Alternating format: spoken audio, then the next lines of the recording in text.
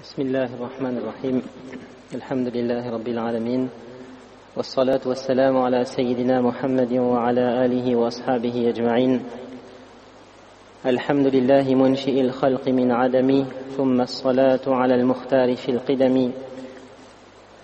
الحمد لله حمدا موافيا لنعمه مكافيا لمزيده، والصلاة والسلام على سيدنا محمد وعلى آله وأصحابه أجمعين. الحمد لله الذي خلق السماوات والأرض وجعل الظلمات والنور، ثم الذين كفروا بربهم يعدلون. هو الذي خلقكم من طين ثم قضى أجلا، وأجل مسمى عنده ثم أنتم تمترون. وهو الله في السماوات وفي الأرض، يعلم سركم وجهركم ويعلم ما تكسبون. اللهم صل على سيدنا محمد وعلى آل محمد كما صليت على إبراهيم وعلى آل إبراهيم إنك حميد مجيد. اللهم بارك على محمد وعلى آل محمد كما باركت على إبراهيم وعلى آل إبراهيم إنك حميد مجيد. اللهم صل على سيدنا محمد وأزواجه أمهات المؤمنين وذريته وأهل بيته كما صليت على آل إبراهيم إنك حميد مجيد.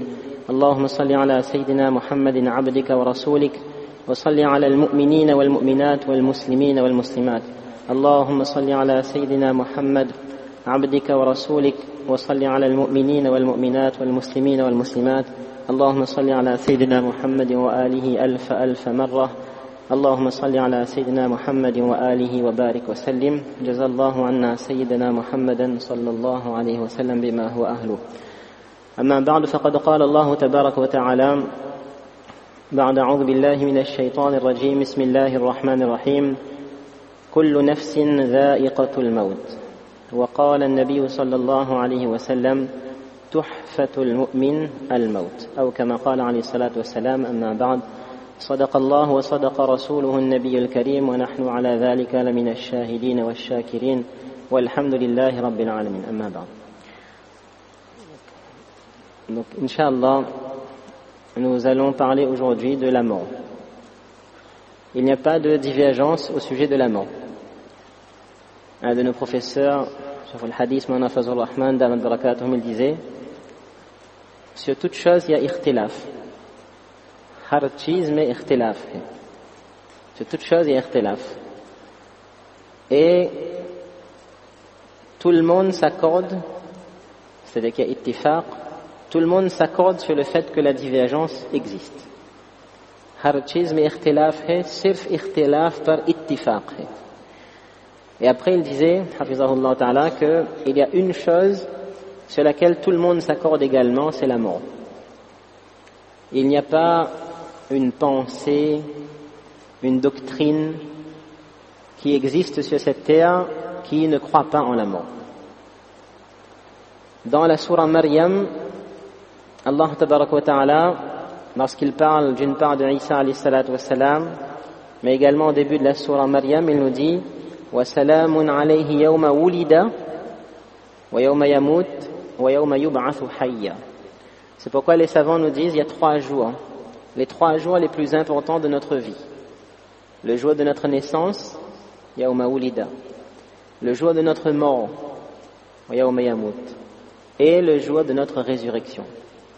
Alors, avant la mort, ça commence dès la naissance. Et subhanallah, ça commence dès la naissance, parce que comme vous le savez, Rasulullah sallallahu alayhi wa sallam nous recommande, lorsqu'un enfant vient au monde, de donner l'adhan dans l'oreille droite et l'iqama dans l'oreille gauche, alors qu'il ne comprend pas à ce moment-là. De la même manière, dans un hadith, le saint prophète sallallahu alayhi wa sallam, il dit: faites en sorte que la première parole que vous apprenez à vos enfants soit la ilaha illallah, afin que, incha'Allah, la dernière parole également qu'il prononce soit la ilaha illallah. Man kana akhiru kalamihi la ilaha illallah dakhala al-jannah. Et il n'y a pas de doute que al-khatima, la fin de notre vie sur terre, ce monde est éphémère. Il n'y a pas de doute. Le prophète d'Allah sallallahu alayhi wa sallam, lorsqu'il parle du croyant dans ce monde, il nous dit d'être comme un voyageur. Kun ka'annaka gharib. Sois comme un voyageur. Et un voyageur, il est en escale, il est en transit, mais il sait qu'il va partir. Et le prophète d'Allah, il continue, il dit « Aw abiru sabilin » Un voyageur, il a ses bagages, mais soit comme un passant sur la route. Le passant qui est sur la route, il n'a même pas de bagages. Donc reste dans ce monde comme un voyageur, comme un étranger, comme quelqu'un qui est de passage, il ne connaît pas, il n'a pas d'attache à cet endroit. Donc cette mort, il faut la préparer et ça commence bien évidemment dès la naissance. Et dans un hadith, le saint prophète sallallahu alayhi wa sallam, il nous dit notamment que il reste parfois entre le croyant et la mort, il reste un empan, c'est-à-dire il reste vraiment très peu de temps. Et qu'est-ce qui se passe? Quelqu'un qui a pu obéir à Allah tabaraka wa ta'ala durant toute sa vie, inna lillah, quelques instants avant de mourir, son cœur peut changer. Et l'inverse est valable également. Donc c'est un synonyme d'espoir et de crainte. Et l'iman, la foi, c'est justement l'espoir et la crainte. Donc il n'y a pas de doute que c'est un moment crucial. Autant l'accouchement, c'est un synonyme de bonheur, mais c'est un bonheur qui est lié également, qui est conditionné à des douleurs. Je ne sais pas s'il faut utiliser le mot souffrance, mais Maryam radiyallahu anha, lorsqu'elle a donné naissance à Isa alayhi salatu wassalam, tellement ça a été difficile, elle a dit Ya laytani mittu qabla hadha. Si seulement je serais morte avant de vivre ce moment. Et il n'y a pas de doute également que la mort, lorsqu'on regarde les ahadiths de Rasulullah sallallahu alayhi wa sallam, eh bien, c'est un moment également où, selon certains versets du Coran, la surah Wan-Nazi'at, Allah tabaraka wa ta'ala, il a utilisé le terme naza'a. Et lorsqu'on traduit naza'a, les savants le traduisent par arracher. On arrache. Wan-Nazi'ati gharqa. Après, Allah tabaraka wa ta'ala dit Wan-Nashitati nashta. Ça, c'est synonyme, Inch'Allah, de réconfort pour nous tous, Inch'Allah, et nous toutes, Inch'Allah, Amin, que ce sont les anges, selon une interprétation, qui vont retirer l'âme, mais de manière douce. Vous avez cet hadith de Rasulullah sallallahu alayhi wa sallam qui nous dit également, qui décrit la scène lorsque notre âme va être retirée. Cela s'assimile à une goutte d'eau qui sort d'une outre. Ça veut dire que c'est aussi facile que ça. Et les ulama nous expliquent que chacun, comme chaque accouchement est différent, chaque mort va être différente. Parfois, certaines femmes, elles accouchent, alhamdoulilah, très facilement. D'autres, c'est un peu plus long, c'est un peu plus compliqué. Mais vous allez voir que pour la mort, pour le départ de ce monde, ce sera la même chose. Vous avez des gens qui parfois meurent subitement. Pour Allah tabaraka wa ta'ala, c'est déjà décrété, mais pour nous, c'est une mort subite. Il était là il y a quelques jours, on l'a rencontré, on l'a vu, il était en bonne santé, il était en forme. Allah a repris son âme. Et parfois, sakarat, l'agonie, elle dure, de la même manière que l'accouchement, elle dure. Et Allah tabaraka wa ta'ala, il dit dans le Coran pour la naissance, thumma as-sabila yassara. Il a facilité la voie. Lorsque l'enfant, il quitte le monde des âmes pour arriver dans le monde des hommes, Allah ta'ala a facilité sa venue. De la même manière, après la vie sur cette terre, nous allons être transportés, intiqal, nous allons voyager dans un autre monde. Mais le passage, le transit, la frontière, comme souvent dans les voyages, parfois c'est compliqué. Même si on a le visa, même si on a acheté le billet, on a réservé l'hôtel, tout est fait pour que nous arrivions à bon port, mais un imprévu. Et la mort, Allah Ta'ala, c'est lui qui garde à ce moment-là le seul contrôle. Dans le Coran, Allah Ta'ala, il parle dans sa majesté Et il dit justement Kalla idha balaghatit taraqiya wa qila man raq. À ce moment-là, qui peut encore sauver cette personne? Dans la surah Al-Waqi'a, Allah tabaraka wa ta'ala, il dit également que فَلَوْلَا إِذَا بَلَغَتِ الْحُلْقُومَ وَأَنْتُمْ حِينَئِذٍ تَنْظُرُونَ وَنَحْنُ أَقْرَبُ إِلَيْهِ مِنْكُمْ وَلَكِنْ لَا تُبْصِرُونَ. فَلَوْلَا, pourquoi est-ce qu'à ce moment-là tu n'essaies pas de sauver cette personne?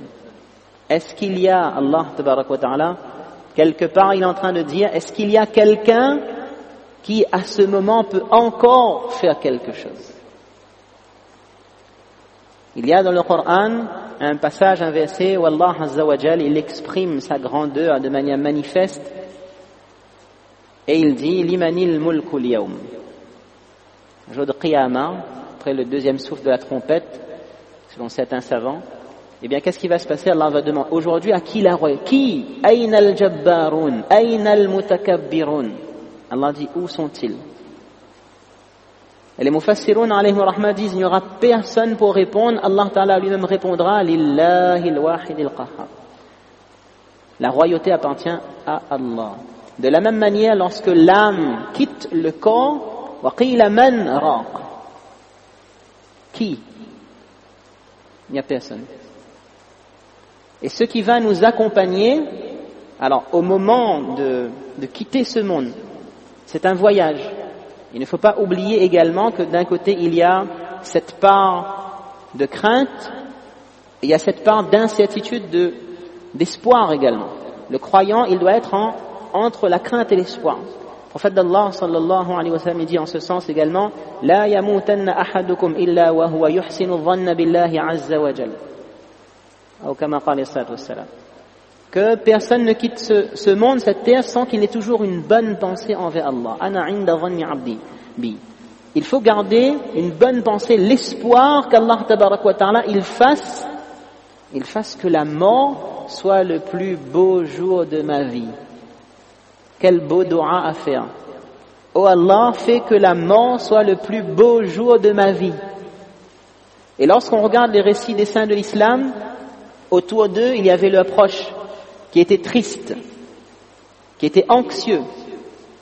Mais eux, ils étaient joyeux.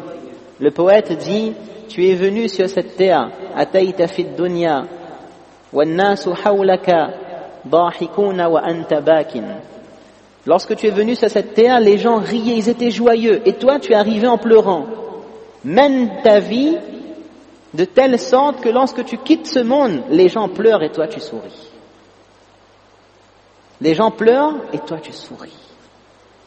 Parce que Rasulullah sallallahu alayhi wa sallam, il nous dit dans un hadith très connu, rapporté par Bara ibn Azib radiyallahu anhu notamment, que lorsque le croyant, il va quitter ce monde, et il faudra partir. Kullu nafsin dha'iqatul maut. Il va entreprendre ce voyage.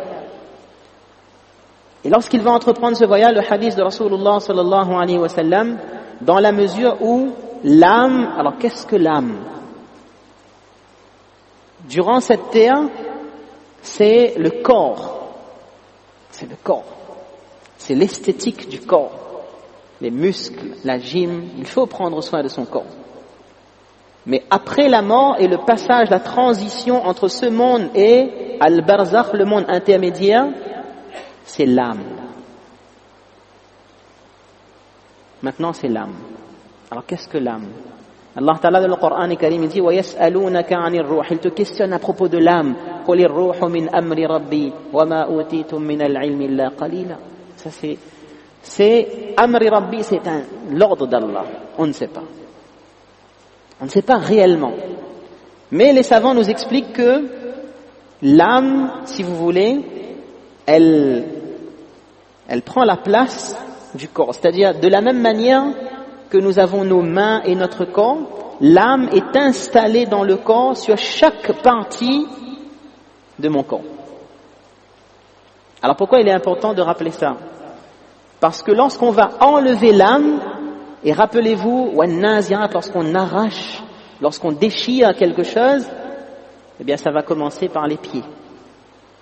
Et subhanallah, Imam Ghazali rahimahullah tabarak wa ta'ala, il a décrit la mort. Et il dit c'était quelque chose de terriblement terrifiant. Mais la plupart des gens ne s'en soucient pas.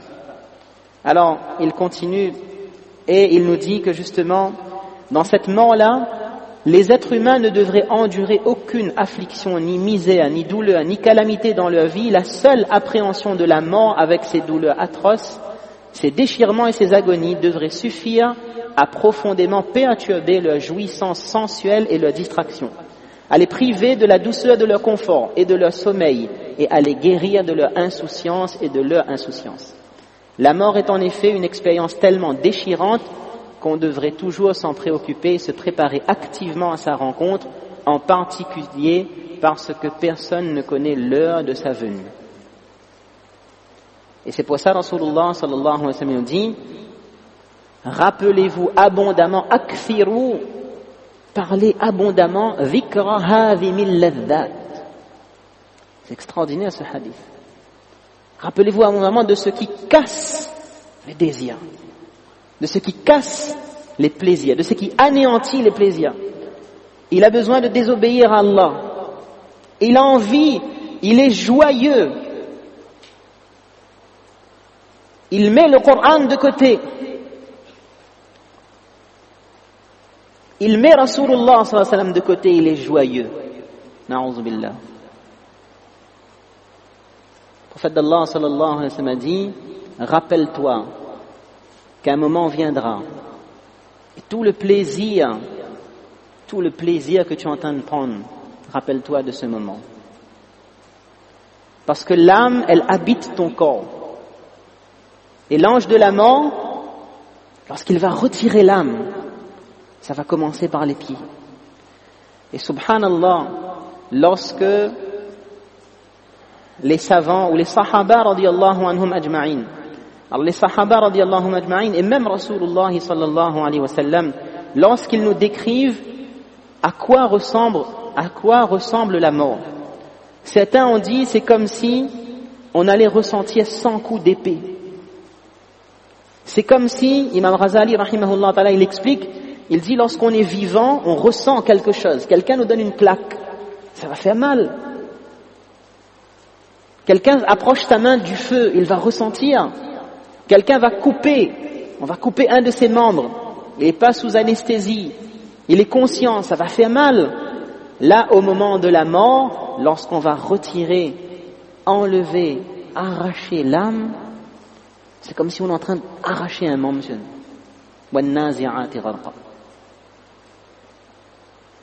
Et ça va partir depuis les pieds. Alors, les ulama expliquent, ils disent, mais pourquoi donc le mourant, pourquoi à ce moment-là, il ne l'exprime pas? Pourquoi est-ce qu'il ne crie pas? Il dit parce que son corps est tellement affaibli qu'il n'a même plus la force de l'exprimer.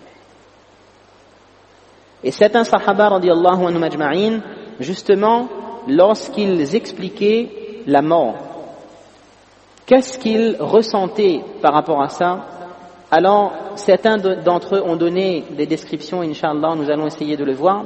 Et comme nous l'avons dit, cela est valable pour les sahaba, mais également pour Rasulullah sallallahu alayhi wa sallam. Le prophète d'Allah sallallahu alayhi wa sallam, lorsqu'il a quitté ce monde, hadith du Sahih al-Bukhari Sharif, il dit subhanallah, il disait La ilaha illallah, inna lil mawti sakarat. La mort, c'est il y a de l'agonie. Ce n'est pas facile. Le prophète d'Allah sallallahu alayhi wa sallam, on le verra incha'Allah ta'ala, on a fait une petite compilation de doigts qui vous sera remise incha'Allah à la fin de l'intervention bi'iznillahi ta'ala. Il disait notamment dans différents hadiths, il a dit Ar-Rafiq al-A'la. Oh Allah, amène-moi avec le groupe majestueux, c'est-à-dire fais-moi rejoindre les prophètes. Il disait également dans une autre version, il a dit, le prophète d'Allah sallallahu alayhi wa sallam, il a dit, avant de quitter ce monde, Ma'al ladhina an'ama Allahu alayhim minan nabiyyin was-siddiqin wash-shuhada'i was-salihin. Donc la mort, aussi bien pour les sahaba que pour le saint prophète sallallahu alayhi wa sallam, c'est un moment qui est très délicat. Alors, il y a, selon certains savants, Sufyan al-Thawri rahimahullah tabarak wa ta'ala, il dit par exemple que lorsque l'ange de la mort, il va venir près du mourant Le mourant ne reconnaît plus les gens. Sa langue s'immobilise. Il oublie toute chose de ce bas monde. Et à ce moment, n'était-ce l'ivresse de la mort, sakaratul maut.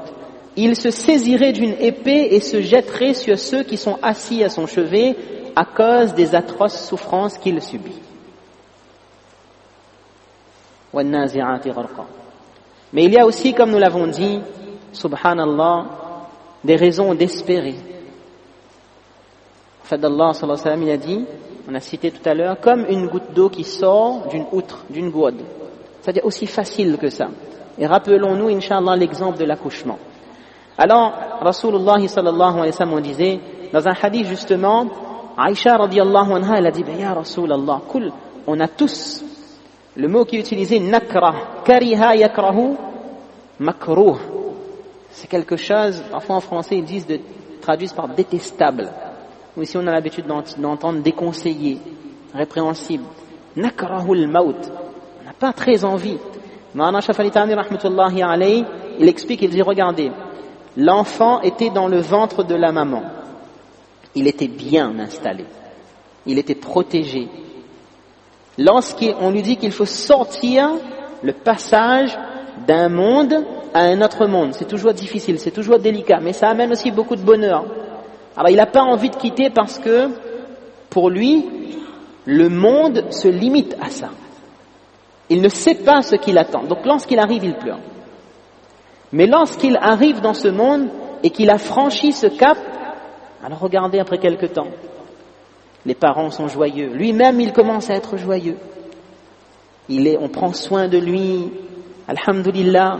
Et bien, entendu, rahmatullah alayhi, il dit que, subhanallah, Cheikh Shafalitani rahmatullah alayhi, qu'il était dans un monde étroit pour arriver dans un monde vaste. Plus vaste, du moins, que le ventre de la maman. De la même manière, ce monde actuel, ça représente le ventre de la mère. Et quand nous allons voyager dans l'autre monde, nous allons aller dans un monde beaucoup plus vaste. Mais il faut le vivre. Et subhanallah, le prophète d'Allah, sallallahu alayhi wa sallam, donc on disait le hadith de Aïcha, elle dit, Ya Rasulallah, mais on craint la mort, on a peur de la mort. Nakrahul maut. Alors Rasulullah, sallallahu alayhi wa sallam, dit, bien sûr, mais ce n'est pas ça, c'est que l'âme d'un croyant. Et dans la surah Hamim as-Sajda, Allah Ta'ala, lorsqu'il dit Inna alladhina qalu rabbuna Allah thumma istaqamu tatanazzalu alayhimul malaika. Allah, dans l'invisible, il va mettre en place l'organisation nécessaire pour que cela se passe de la meilleure manière qu'il soit. Les anges vont venir nous réconforter et ils vont venir nous dire Allah takhafu. Tu as peur? Tu ne sais pas dans quel pays tu vas. Tu n'as pas de contact.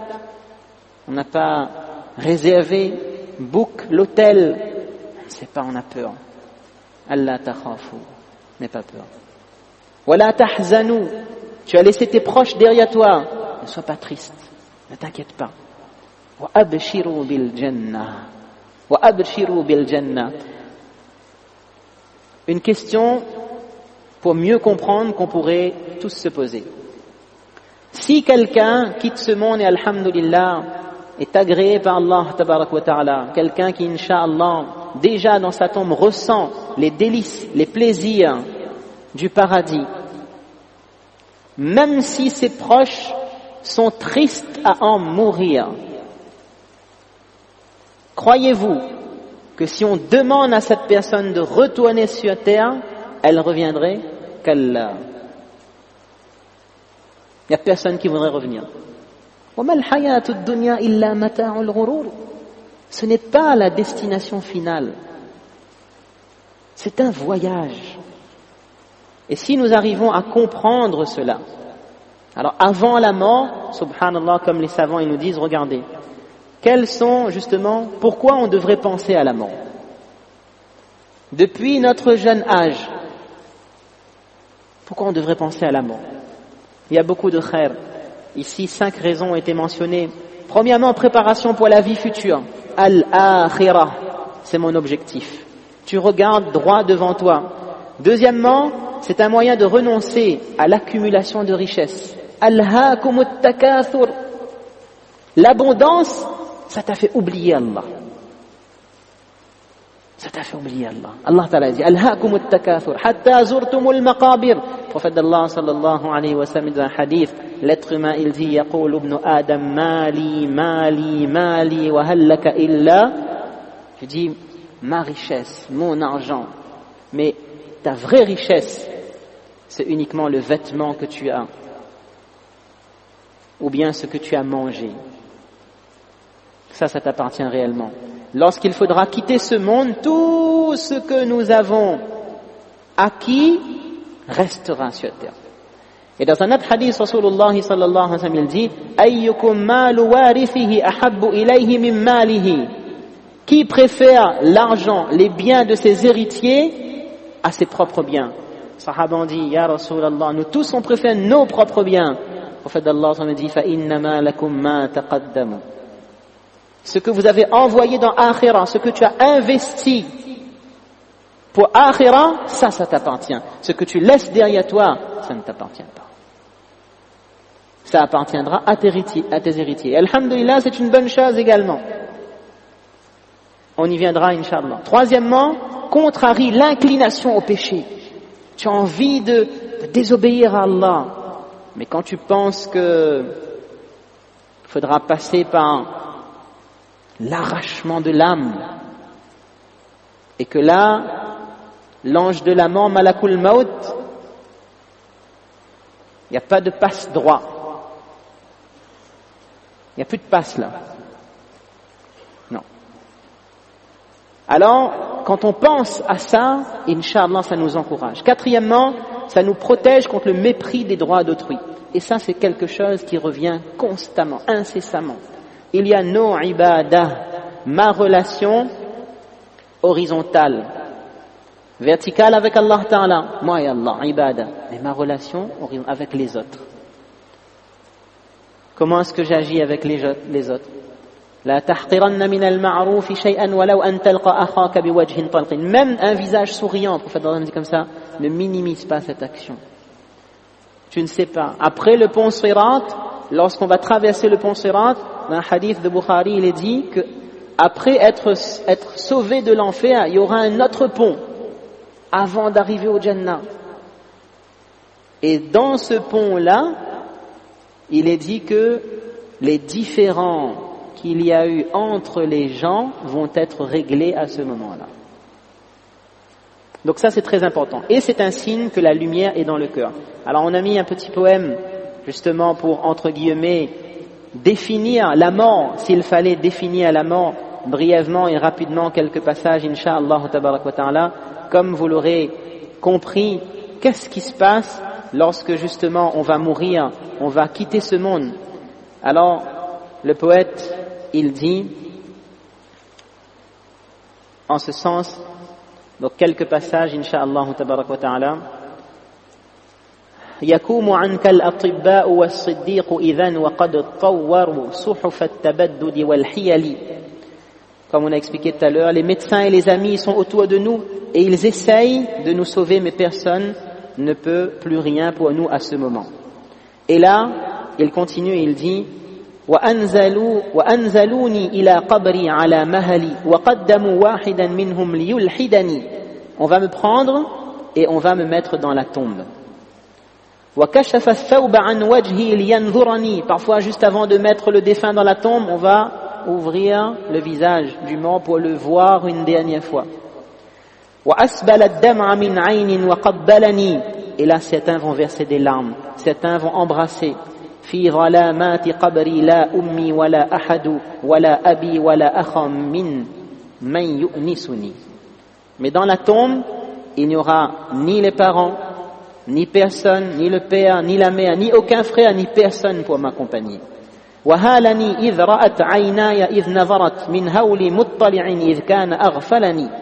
Et lorsque je serai seul dans cette obscurité, l'horreur d'être dans la tombe, eh bien soudain, mes yeux vont commencer à voir l'invisible. Alors, pourquoi penser à la mort? Les ulama nous expliquent, Cheikh al-Hadith, Mana Zakaria rahmatullahi alayhi, il dit, face à la mort, vous avez 4 attitudes. Il y a ceux qui, premièrement, ils détestent la mort, la mention. Il ne faut pas parler de la mort. Même pas entendre ça. Deuxièmement, ceux qui ont peur de la mort car le repentir est incomplet. Troisièmement, ceux qui aiment la mort car c'est la rencontre avec Allah. On rapporte à propos de Ibrahim alayhi salatu wassalam, wallahu alam, au niveau de l'authenticité, mais que lorsque l'ange de la mort est venu prendre l'âme d'Ibrahim alayhi salatu wassalam, qui était connu comme étant Khalilullah, l'ami intime d'Allah, wattakhadallahu Ibrahim khalila. Alors Ibrahim alayhi salam a dit à l'ange de la mort, mais est-ce qu'un ami, il prend l'âme de son ami intime? Malakul Maut est parti demander à Allah Ta'ala. Allah Ta'ala l'a renvoyé. Il a dit, mais est-ce que tu as déjà vu un ami qui ne veut pas aller rencontrer son ami? Il n'y a pas ça. Al-mautu jasarun yusibu al-habib ila al-habib. Il faut passer par là. Et ici, justement, ceux qui aiment la mort, car c'est la rencontre avec Allah. Et quatrièmement, alors ils aiment la mort, ça veut dire ils veulent partir.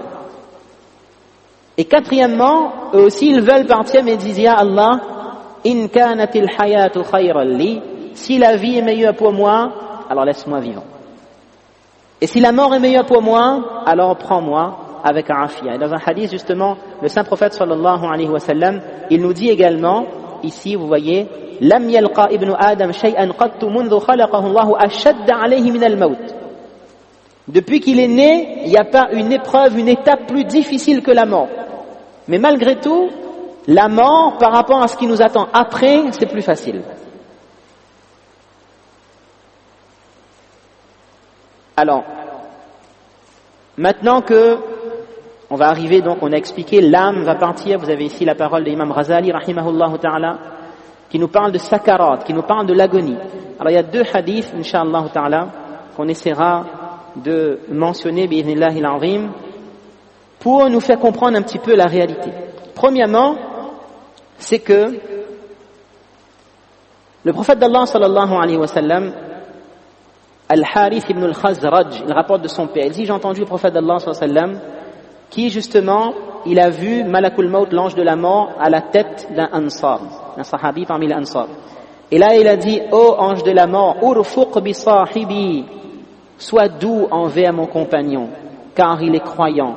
Malakul Maut a répondu, tib nafsan wa qarra aynan wa'lam anni bi kulli mu'minin rafiqun. Sois rassuré, ô prophète d'Allah. Envers tous les croyants, je suis doux. Wa'lam, ya Muhammad, anni la aqbidu ruha min Adam. Sache que je vais prendre l'âme de chaque croyant. Et dans le Coran, lorsque vous regardez, parfois Allah Ta'ala, il attribue le retrait de l'âme à Allah lui-même. Il dit, Allahu yatawaffal anfusa hina mautiha. Allahu yatawaffal. Le sujet, le fa'il, c'est Allah. C'est Allah qui reprend l'âme. Dans un autre verset, Alif Lam Mim Sajda, Allah Ta'ala dit, Qul yatawaffakum malakul mauti alladhi wukkila bikum. C'est l'ange de la mort qui va reprendre votre âme. Et dans un autre verset de la sourate An'am, Allah tabarak wa ta'ala dit, wa huwa alladhi yatawaffakum bil-layli wa ya'lamu ma jarahtum min nahar, thumma yab'athukum fihi liyuqda ajalun musamma. Là aussi, Allah Ta'ala, il dit que c'est lui qui reprend l'âme. Et les savants nous disent, pour essayer de concilier ces textes, est-ce que c'est Allah Ta'ala lui-même qui va reprendre l'âme? Est-ce que c'est l'ange de la mort? Est-ce que ce sont ces anges qui travaillent sous la supervision de l'ange de la mort? Il y a une explication extraordinaire qui est donnée par certains savants, rahimahullah ta'ala. Ils disent que ça va dépendre de l'iman, de la spiritualité de chaque croyant et croyante. وَسَقَاهُمْ رَبُّهُمْ شَرَابًا طَهُورًا. Lorsque c'est attribué à Allah Ta'ala lui-même, ça veut dire que c'est quelqu'un, vous recevez un invité. Donc, en fonction du statut de l'invité, il y aura les gens pour l'accueillir. Si c'est le président, alors il faut que ce soit des gens du même statut. Et ainsi de suite. Donc si c'est quelqu'un d'un haut degré spirituel, Allah Ta'ala, c'est lui-même qui va reprendre l'âme. Et ainsi de suite. Alors ici, il y a une parole intéressante dans ce hadith, mashallah, alhamdulillah. L'ange de la mort, il parle. Et il dit que wa inna lana 'indakum ba'da 'audatin wa 'audatin fal-hadar wal-hadar. Aujourd'hui, je suis là. Je suis dans votre maison. je suis venu prendre l'âme de telle personne, je reviendrai. Et je reviendrai encore. Donc faites attention. Et là, dans la suite du hadith, subhanallah, il est dit, Ja'far ibn Muhammad, il dit, Balaghani annahu innama yatasaffahuhum. Oui. Dans la suite du hadith, l'ange de la mort, il dit, Wa ma min ahli baytin ya Muhammad. Il n'y a aucune maison, sha'rin wala madarin barrin wala fajirin sahlin wala jabalin illa ana atasaffahuhum fi kulli yawmin wa layla. Je fais musafaha avec tout le monde. Vous allez vous demander, mais comment est-ce possible? Mais pour Allah Ta'ala et pour ces créatures immenses, le monde entier, c'est comme un grain de sable dans la paume de la main. Il dit, chaque jour, je fais musafaha avec tout le monde. Et je connais la ana a'rafu bi saghirihim wa kabirihim minhum bi anfusihim. Wallahi ya Muhammad, لو أردت أقبض روح بعوضة ما قدرت على ذلك حتى يكون الله وأذن بقبضها. Je ne peux même pas retirer l'âme d'un animal si ce n'est par l'ordre d'Allah. Mais ce qui est encore plus intéressant, c'est ce qui est après. Ja'far ibn Muhammad, il dit, j'ai appris que l'ange de la mort, il vient faire musafaha inda mawaqiti as-salah, à l'heure de la salah. فإذا نظر عند الموت, au moment de mourir, فَمَنْ كَانَ يُحَافِظُ عَلَى الصَّلَوَاتِ, celui qui prenait soin de sa prière, دَنَا مِنْهُ الْمَلَكُ وَطَرَدَ عَنْهُ الشَّيْطَانِ. Là, l'ange de la mort va venir l'accueillir et il va repousser Shaitan. Et ça, c'est un dua également, Inch'Allah Ta'ala, sera distribué après, bismillah, que, oh Allah, je te demande protection, min an yatakhabbatani ash-shaytan 'inda al-maut. Qu'au moment de mourir, je sois attaqué par Shaitan. Allahumma laqqini hujjat al-iman 'inda al-mamat. Wallah, rappelle-moi l'attestation de foi au moment de mourir. Donc si c'est quelqu'un mawaqit et salat, je le voyais au moment de mourir également. Et avant la mort, c'est une préparation. Plus nous aurons obéi à Allah Ta'ala, plus la mort sera facilitée. Et plus on se sera éloigné d'Allah, plus malheureusement ce sera difficile. Un deuxième hadith, enfin le premier il continue, yulaqinuhu al-malak la ilaha illallah Muhammadur Rasulullah wa dhalika al-halalim, va le rappeler cette parole. Deuxième hadith, prophète d'Allah sallallahu alayhi wa sallam, il est auprès d'un autre sahabi, kharaja ya'udu rajulan min al-ansar. Il est arrivé à côté de lui et une des actions qu'il faut faire lorsque vous voyez que quelqu'un est dans l'agonie, vous voyez que l'âme est en train de sortir, c'est de faire ce qu'on appelle talqin, de répéter la ilaha illallah. Juste vous dites la ilaha illallah. Laqinu mautakum la ilaha illallah. Dites la ilaha illallah. Si vous voyez que c'est une personne pieuse et qu'il a dit la ilaha illallah une fois, c'est bon. Afin que sa dernière parole, avant qu'il ne quitte ce monde, soit la ilaha illallah. Alors le prophète d'Allah, il est parti voir un sahabi, فَوَضَعَ يَدَهُ عَلَى جَبِينِهِ, il a posé sa main sur son front et il lui a demandé كَيْفَ تَجِدُكَ, comment est-ce que tu te sens? Et là il a dit, Ya Rasulallah, إِنَّهُ عَنْكَ مَشْغُولٌ خُلُّ بَيْنِ, c'est-à-dire tous les gens qui sont là, demandez-leur de partir. Les gens sont partis, il ne restait que Rasulullah et lui. Et là, le prophète d'Allah, il a fait un signe de sa main. Le malade, il a dit, أَعِدْ يَدَكَ حَيْثُ كُنْتَ, ramène ta main. Et là il a dit, le prophète d'Allah a demandé, Kaif ya fulan ma tajid, qu'est-ce qui se passe, qu'est-ce que tu vois? Il a répondu, Ajidu khayran wa qad hadarani ithnan, je vois deux personnes. Une personne d'une apparence sombre et une personne d'une apparence lumineuse. Et les savants nous disent, l'agonie sakarat, le fait que l'âme soit retirée, ça c'est déjà une grande épreuve. La vue de l'ange de la mort, qui elle aussi varie en fonction de la piété des uns et des autres, ça aussi c'est une forme de azab. Certaines paroles que Imam Suyuti rahimahullah ta'ala il a citées dans son livre Sharh as-Sudur bi Sharh Ahwal al-Mawta wal Qubur, qui dit en ce sens que parfois de voir l'ange de la mort même c'est comme recevoir des coups d'épée.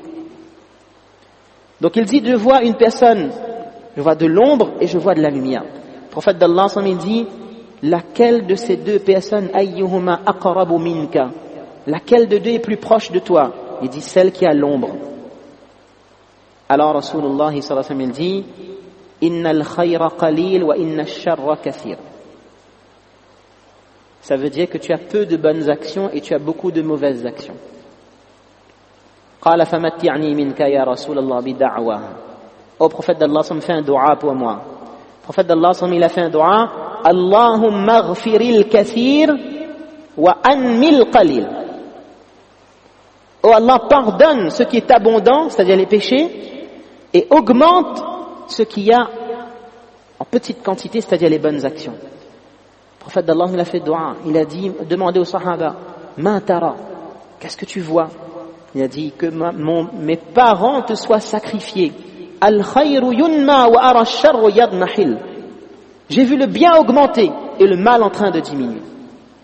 Donc ça, c'est pour nous montrer comment ça va se passer au moment de la mort. Alors, lorsqu'on va être mis dans la tombe, on a vu pourquoi on ressent cette douleur, dont les coups d'épée, le corps est trop faible pour gémir et crier, etc. On a vu Hassan al-Basri, rahimahullah tabarak wa ta'ala. Vous avez également les récits de Sayyiduna Amr ibn al-As, radiyallahu anhu, les récits de Sayyiduna Ka'b, radiyallahu anhu, etc.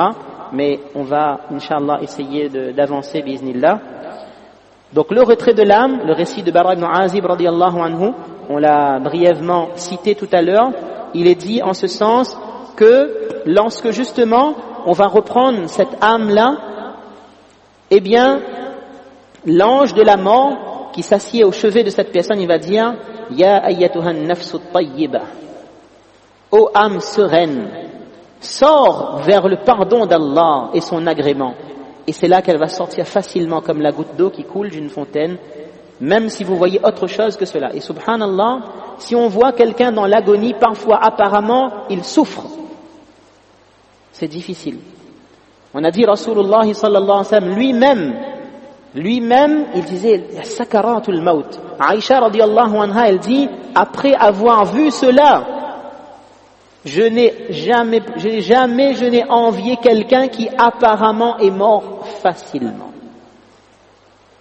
Si Rasulullah sallallahu alayhi wa sallam a dû passer par ces travers de l'agonie et que c'était aussi difficile, après lui, je n'ai jamais envié quelqu'un qui apparemment est mort facilement. N'oubliez pas que c'est lié à l'invisible. Et les ulama vont plus loin et disent, mais comment expliquer que le prophète d'Allah, sallallahu alayhi wa sallam, l'élu des deux mondes, le bien-aimé d'Allah, tabarak wa ta'ala, lui-même, il a dû subir cette agonie-là? Ils ont donné deux raisons. Premièrement, pour que le maqam, le degré de Rasulullah, sallallahu alayhi wa sallam, il augmente encore plus.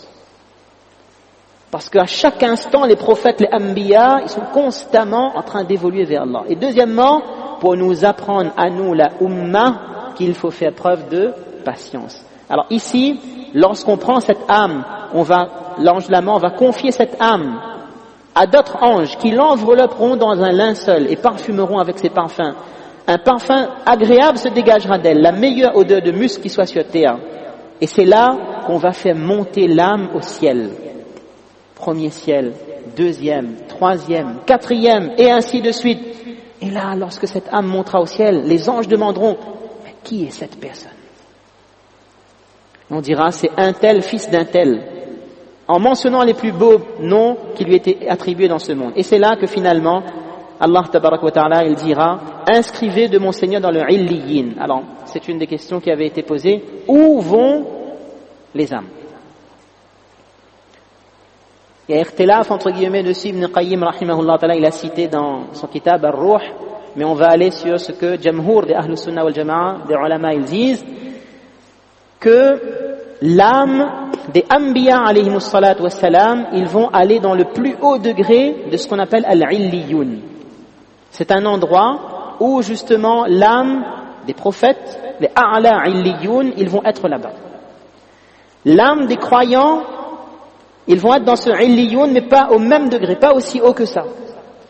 Ceux qui n'ont pas cru, ils vont être dans un endroit qu'on appelle le sijjin. Lorsque vous regardez dans la surah Mutaffifin, vous retrouvez ces mots. La fi illiyin, wa innal fujjar la fi sijjin. Donc certains disent que ça c'est l'endroit où les âmes des non-croyants vont être au-dessous de la 7e terre, ou l'endroit où les âmes des croyants vont être au-dessus donc du 7e ciel. Alors, donc on va amener ça dans le illiyin, et subhanallah, les savants nous disent que lorsqu'on va laver le corps du défunt, l'âme a quitté le corps. Il a voyagé, il a reçu, Inch'Allah, la bonne nouvelle. Allah Ta'ala dit ramenez maintenant l'âme, mais l'âme n'entre pas encore dans le corps. Après le bain mortuaire, et subhanallah, Mufti Mahmoud Gangoui rahmatullahi alayhi dans Fatawa Mahmoudiyya et également à travers les paroles d'Imam Suyuti rahimahullah, elles disent que l'âme assiste au ghusl. Il voit. Et vous avez tous connaissance de ce hadith, alhamdulillah, où il est dit si c'est une bonne âme, il dit amenez-moi, qaddimouni, je veux partir. Et lorsque le bain est donné, c'est là que l'âme va maintenant revenir se replacer. Et ensuite, on va attendre, il y aura la salat de janaza, etc. Et on va amener cette personne jusqu'au cimetière. Et c'est là que nous allons essayer, Inch'Allah, de parler quelque peu de la tombe. Alors la tombe, le prophète d'Allah, sallallahu alayhi wa sallam, là aussi, il dit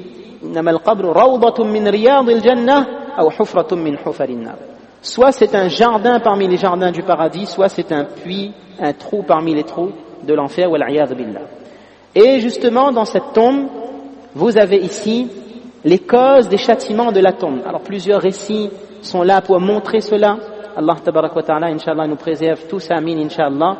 Et il est dit que là aussi, c'est un doua très important qu'on devrait faire. Une femme est venue rendre visite à Aïcha radiyallahu anha, elle lui a parlé du châtiment de la tombe. Lorsque le prophète d'Allah sallallahu alayhi wa sallam est revenu, il a dit ya Rasulallah, Aïcha radiyallahu anha a demandé, a questionné Rasulullah sallallahu alayhi wa sallam au sujet de la tombe. Il a dit oui, c'est vrai. Et Aïcha radiyallahu anha, elle dit après ce moment, à chaque salat, chaque prière que le prophète d'Allah sallallahu alayhi wa sallam faisait, toujours il demandait protection contre le châtiment de la tombe.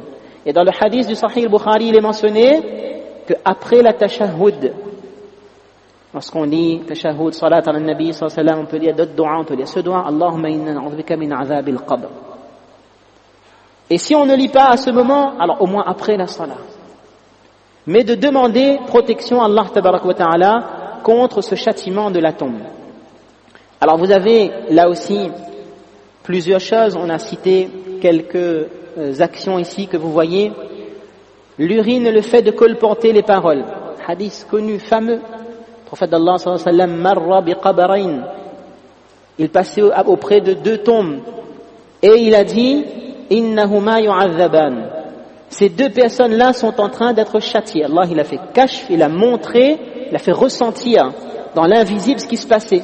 Il a dit, ces deux personnes-là sont en train de subir le châtiment de la tombe. وَمَا يُعَذَّبَانِ فِي كَبِيرٍ أَمَّا أَحَدُهُمَا فَكَانَ لَا يَسْتَتِرُ مِنَ الْبَوْلِ وَأَمَّا الْآخَرُ فَكَانَ يَمْشِي بِالنَّمِيمَةِ. Le premier, il ne faisait pas attention à l'urine. Tahara. At-tuhuru shatrul iman. Ce sont des choses qu'on sait. L'hygiène, l'importance de la propreté dans l'islam, c'est exceptionnel. Moitié de la foi. L'hygiène corporelle, mais également spirituelle, morale, dans nos relations avec les autres. Mais quand on voit ces hadiths, que c'est à cause de l'urine, istanzihu min al-bawl, fa inna 'ammata 'adhab al-qabr min.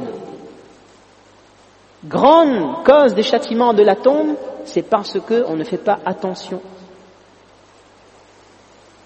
Et ça, c'est très important. Alors, le prophète d'Allah, sallallahu alayhi wa sallam, il est passé auprès de ces deux tombes.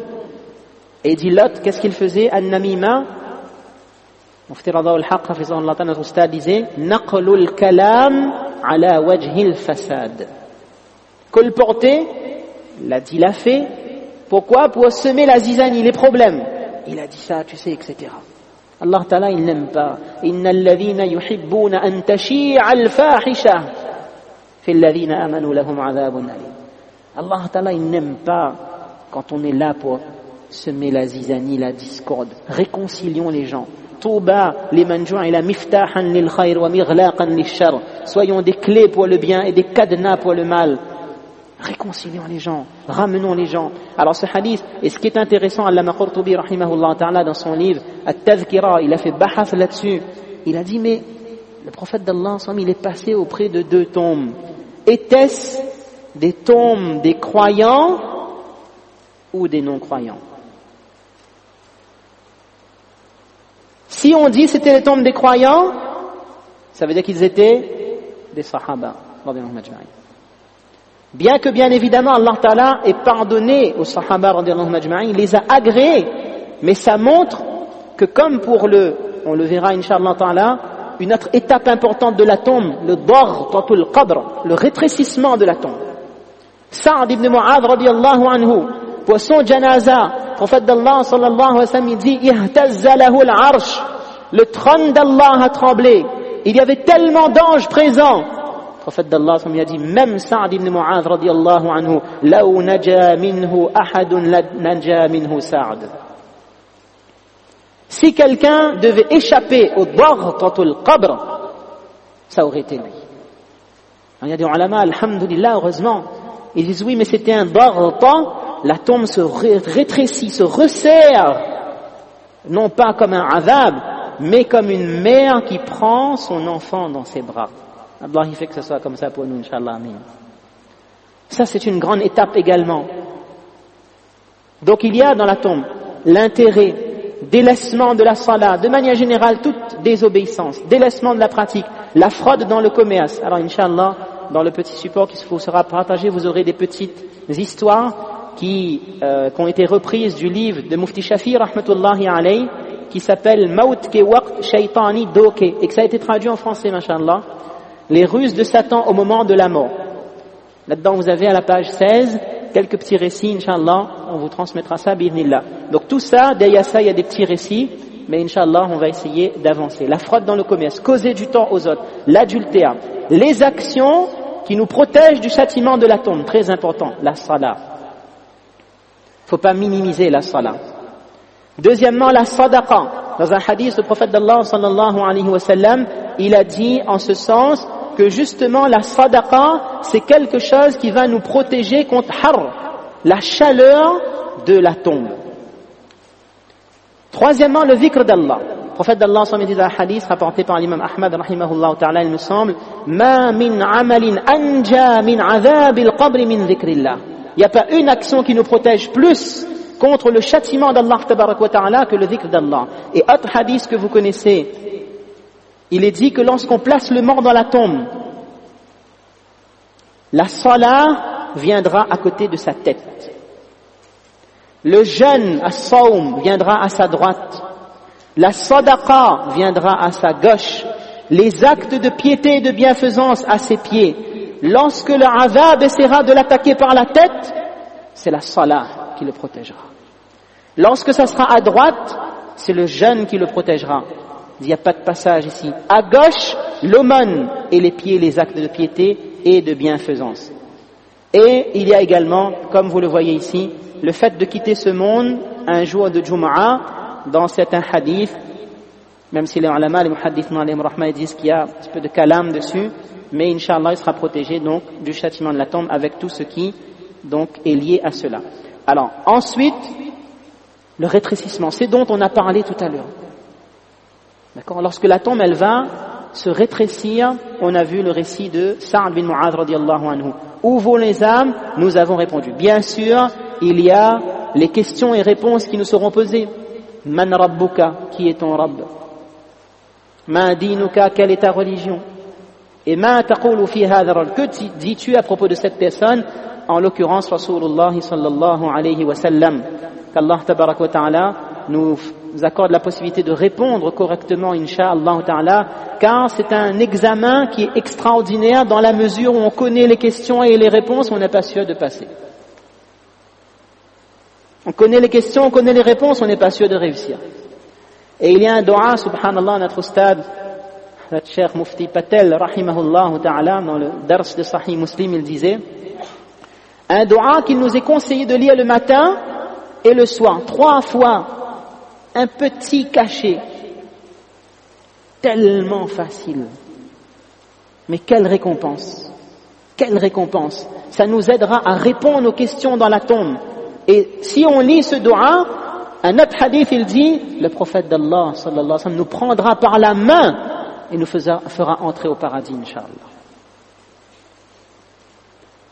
Une autre riwayat à propos de ce dua, il est dit, celui qui va lire ça 3 fois le matin, 3 fois le soir, haqqun ala Allah an yurdiyahu yawm al-qiyamah. Allah se fera un devoir de par sa bienfaisance de nous rendre heureux. C'est quoi ce dua? Raditu billahi rabba. Man rabbuka? Qui est ton Rabb? Raditu billahi rabba. Je suis satisfait d'Allah comme Rabb. Mais quand on lit ce dua, Mufti Patel nous disait rahimahullah, est décédé rahimahullah ta'ala, que quand vous lisez ce dua, pensez aux questions de la tombe. Raditu billahi rabba. Quand j'aurai à répondre Man rabbuka, Inch'Allah on répondra à ça. Wa bil islami dina, c'est la réponse à Ma dinuka. Wa bi Muhammadin sallallahu alayhi wa sallam nabiyya, ma taqulu fi hadha ar-rajul. La réponse à ces 3 questions se trouve dans ce dua. Ça c'est le miracle prophétique. Ça c'est l'amour que Rasulullah sallallahu alayhi wa sallam il avait pour nous. Et lorsqu'il nous enseigne quelque chose, c'est qu'il y a un grand bienfait pour nous derrière cela. Quelqu'un lui a demandé, un grand cher de l'islam, rahimahullah, comment tu as eu ce ilm? Comment tu as eu autant de ilm? Il a dit, à chaque fois que je voyais un hadith, je me demandais, mais pourquoi le prophète d'Allah, sallallahu alayhi wa sallam, il nous dit ça?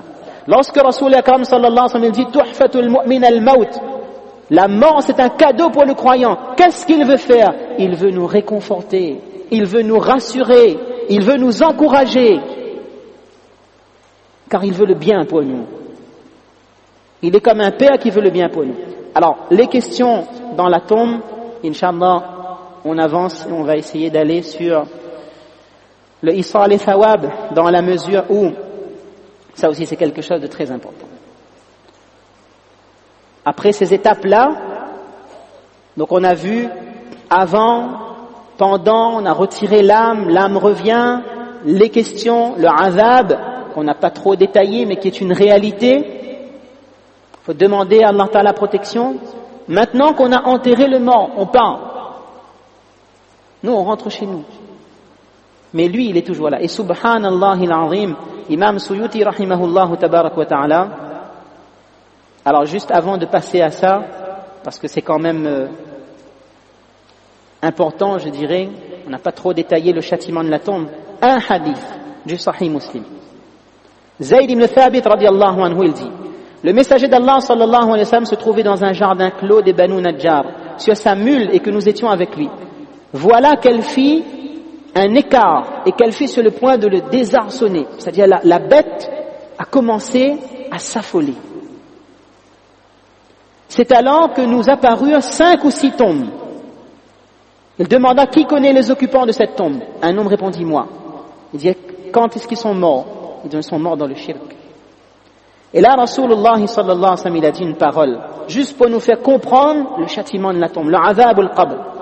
Il a dit si ce n'était la crainte de vous voir délaisser l'enterrement de vos morts, j'aurais invoqué Allah alors qu'il vous fasse entendre le châtiment de la tombe que j'entends.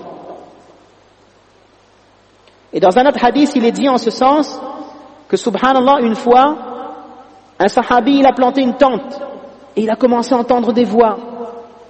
Il a demandé à Rasulullah sallallahu alayhi wa sallam, il a dit il y a une tombe. Et c'était quelqu'un qui avait l'habitude de réciter Suratul Mulk. Tabarak alladhi biyadihi al-mulk, c'est ce qui le protège aujourd'hui. Fa innaha al-munjiya.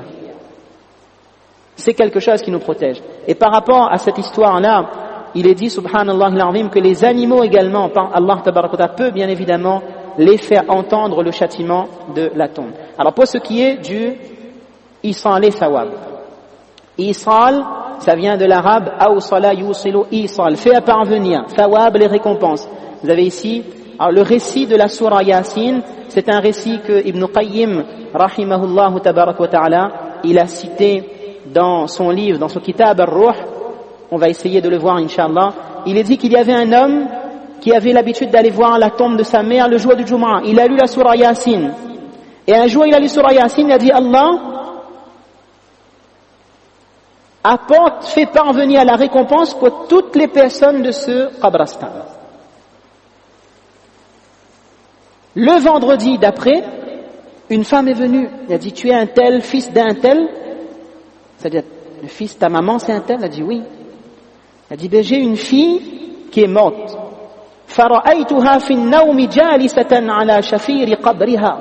Je l'ai vue assise au bord de sa tombe. Alors, on a dit c'est l'âme après la mort. Mais le corps, il reste là.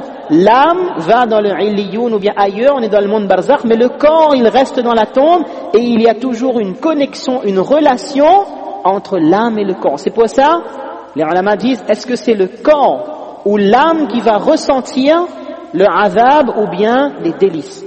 Ben, c'est les deux. Ils disent que c'est comme la lumière du soleil, elle nous atteint. Mais le soleil, il est loin de nous. Mais pourtant, on est touché par la lumière du soleil. De la même manière, même si l'âme ne se trouve pas dans la tombe, mais elle va quand même ressentir. Alors, elle dit, j'attends. Elle dit, mais pourquoi tu es assis là? Elle a dit, parce que la semaine dernière, un tel, fils de un tel, il est venu, il a lu Surah Yasin, il a donné la récompense pour tous les membres du Qabristan. J'attends ma partie également aujourd'hui. C'est une réalité.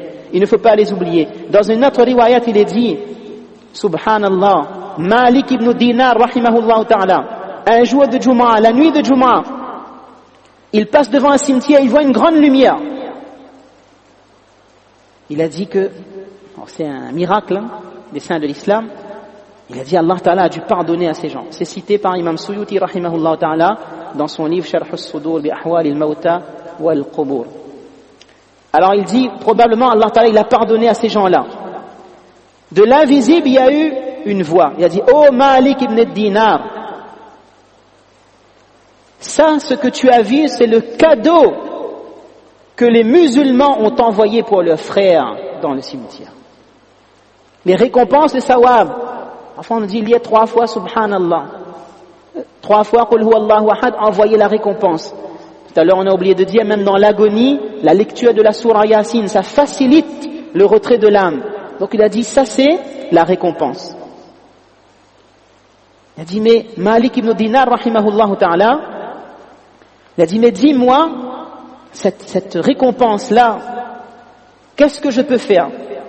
Il a dit, ben lorsqu'un croyant, il fait les ablutions, il fait 2 rakats, il est sur les Fatiha, Qul ya ayyuhal kafirun, première rakat, Qul huwa Allahu ahad, deuxième rakat, et ensuite il dit, oh Allah, envoie la récompense pour les membres de ce cimetière-là, eh bien chacun va recevoir sa part et ils vont avoir une lumière.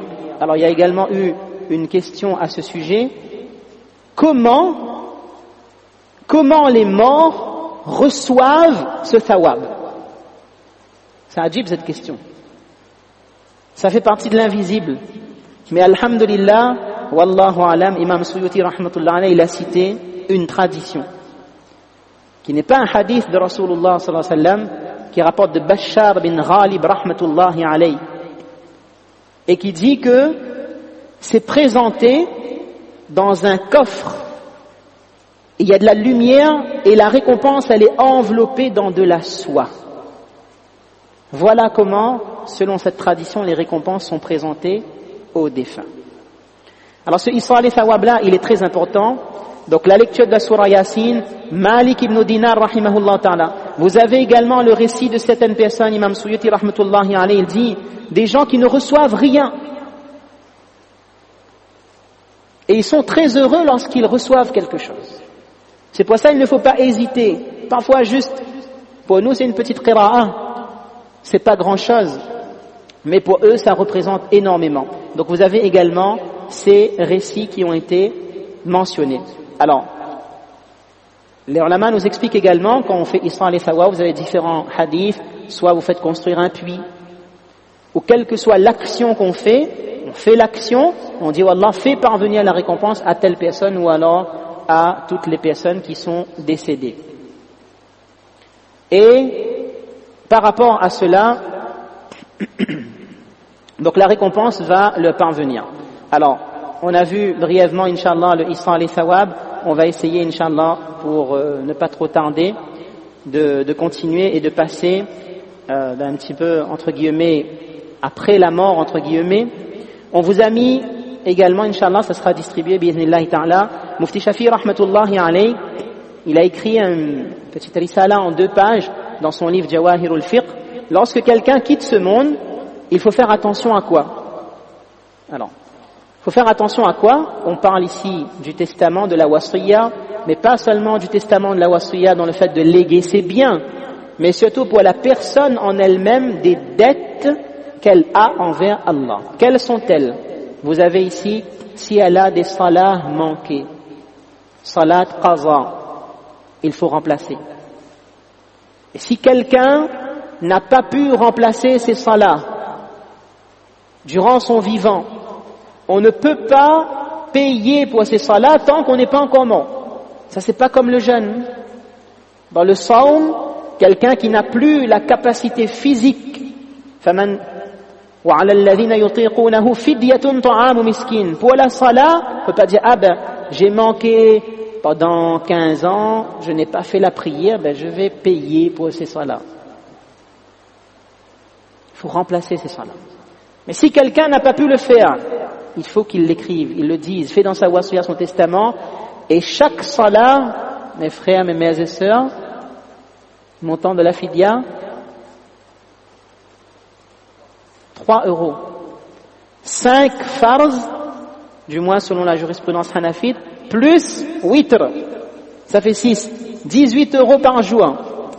Si on fait un calcul, ça peut monter très vite. Les jeunes, la zakat qui était obligatoire, il ne s'est pas acquitté de la zakat. Le hajj qui était obligatoire, il n'a pas accompli le hajj. Les dettes qu'il a envers les autres, la sadaqatul fitr qu'il n'a pas payé. Qurbani était obligatoire, il n'a pas fait. Pour le qurbani, on va donner la somme d'une part. Toutes ces choses-là, s'il le sait, il a manqué, il faut qu'il l'écrive. Et lorsqu'il va quitter ce monde, alors sa richesse, entre guillemets, avant même d'être partagée aux héritiers, les ulama nous expliquent qu'il y a des étapes. Premièrement, on va utiliser les biens pour les dépenses liées au rite funéraire. 1. Deuxièmement, s'il a des dettes, il a payé ses dettes. Et troisièmement, s'il a fait une wasiyya, un testament, à hauteur d'un tiers, ça c'est le maximum qu'il peut faire, eh bien, on va donner ça. Et ensuite, il y aura le fameux partage de l'héritage. Alors, ce sont des règles, on va dire, juridiques.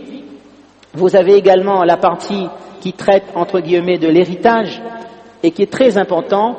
Et bien évidemment, plutôt, wallahu alam, que d'en parler, on va en parler, incha'Allah, tabarak wa ta'ala, brièvement, incha'Allah al-aziz, parce que c'est très important. C'est très important dans le sens où dans le Saint-Coran et Karim, subhanallah, il y a un ruku' que les huffaz, parfois on a un peu, on glisse un petit peu entre les sudus et les thumun et rubu', on se trompe un petit peu. Mais Allah Ta'ala, il a parlé de ça, il a dit faridatan min tilka hududullah. Il y a des règles. Ce qu'il faut comprendre, alors, wallahu alam nous conseille les 2 A. Premier A, anticipation. Si on veut éviter les problèmes, anticipons. Et le deuxième A, accompagnement. Quelles sont les règles de manière détaillée? Qu'est-ce que j'ai le droit de faire? Je n'ai pas le droit de faire. J'ai donné, je n'ai pas donné. Est-ce que ça compte? Ça ne compte pas. C'est assez détaillé. Alors, on vous a mis, pour ce qui est de la wasiyya, il me semble, ici un modèle, entre guillemets, religieux. D'accord? Donc une personne va écrire, je sous-signé, monsieur un tel, fait par la présence d'une wasiyya, un testament, qu'un tiers de ma richesse soit distribué pour, si ce sont les salahs, jeûnes, fidya, udhiya, hajj, construction d'une masjid depuis, etc., isal et thawab pour quelqu'un, etc., ou bien pour une institution, l'auteur, les 2 témoins, datés et signés. Ça, c'est le côté religieux. Mais vous avez également le côté légal. Alors ça, c'est le modèle légal.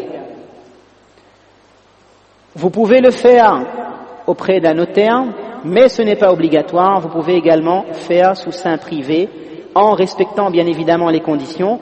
Et on rappelle que au-delà d'un tiers de notre richesse, on n'a pas le droit de donner notre richesse à autre, je veux dire. Deuxième principe important, islamiquement parlant, selon un hadith de Rasulullah sallallahu alayhi wa sallam, on ne peut pas faire un testament pour nos héritiers. La wasiyata li warithin. Les héritiers, ils ont leur part, on va dire déjà fixée par Allah tabaraka wa ta'ala. Mais je reviens au conseil de tout à l'heure, les 2 A. Anticipation et accompagnement. Prenez un rendez-vous.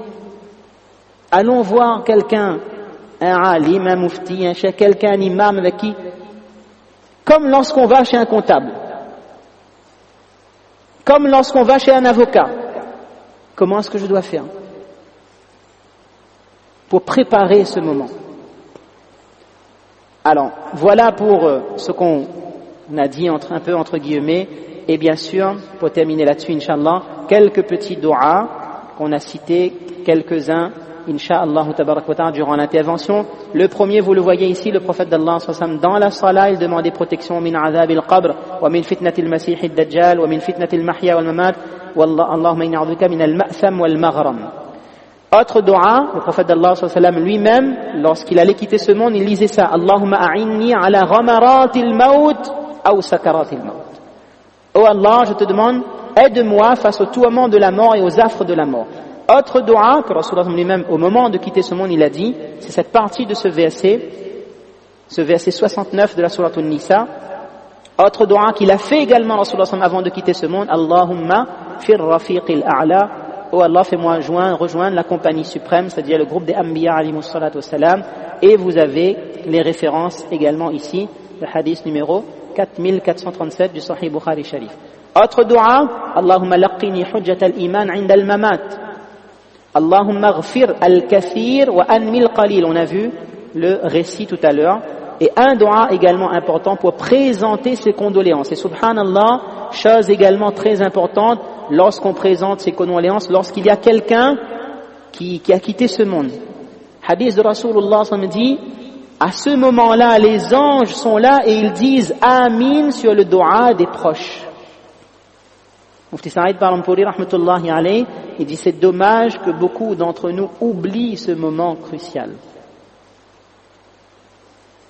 Que les anges yu'amminuna ala dua. Alors pour consoler quelqu'un, présenter ses condoléances, Inch'Allah, cela vous sera remis à la fin, Inch'Allah ta'ala. Juste au moins la première phrase en rouge. A'zama Allahu lakal ajra wa alhamaka as-sabra wa razaqana wa iyyaka ash-shukra. Qu'Allah ta'ala augmente ta récompense, qu'il t'inspire la patience et qu'il nous accorde ainsi qu'à toi la gratitude. Et enfin, il y avait une autre invocation également, où justement, lorsqu'une personne a quitté ce monde, eh bien, on demande à Allah tabaraka wa ta'ala de lui accorder, pour ainsi dire, un meilleur avenir. Voilà, en quelques mots, incha'Allah tabaraka wa ta'ala, la présentation de ce thème sur la mort, qui est un voyage, comme nous l'avons dit, et c'est un long voyage. Ali radiyallahu anhu, Sayyiduna Ali radiyallahu anhu, disait min qillati zad wa bu'di safar. On a peu de provisions et le voyage est extrêmement long.